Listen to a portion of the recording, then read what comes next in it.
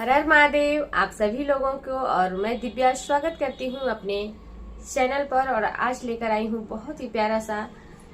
बेटी विवाह गीत, बेटा विवाह गीत और सुहाग गीत सब में गाया जाने वाला बहुत ही पारंपरिक और बहुत ही प्यारा सा बेटी विवाह गीत।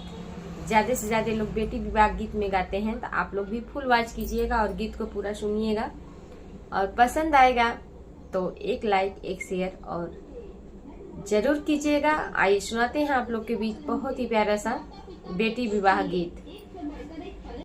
उगत सूरुजवा बहुत नीक लागे, उगत सूरुजवा बहुत नीक लागे, अरे डूबत लागेला गुलाब रे ललनवा, अरे डूबते के लागेला गुलाब रे ललनवा, उगत सूरुजवा बहुत नीक लागे, उगत सूरुजवा बहुत नीक लागे, अरे डूबत लागेला गुलाब रे ललनवा, अरे डूबत के लागेला गुलाब रे ललनवा, कैसे के आई बहिनी तोहरे ही देसवा, कैसे के आई बहिनी तोहरे ही देसवा, अरे सासू तोहार बहुत लड़ाकू रे ललनवा, अरे सासू तोहार बहुत लड़ाकू रे ललनवा, सासू तहाई भैया चंदन लकड़िया, सासू तहाई भैया चंदन लकड़िया, अरे आज जरे चाहे काल्हरे ललनवा, अरे आज जरे चाहे काल्हरे ललनवा, उगत सूरुजवा बहुत नीक लागे, उगत सूरुजवा बहुत नीक लागे, अरे डूबत लागेला गुलाब रे ललनवा, अरे डूबत के लागेला गुलाब रे ललनवा, ननदी तहाई भैया बन के चिरैया, कैसे के आई बहिनी तोहरे ही देसवा, अरे तोहर ननदी बहुत लड़ाकू रे ललनवा, अरे तोहर ननदी बहुत लड़ाकू रे ललनवा,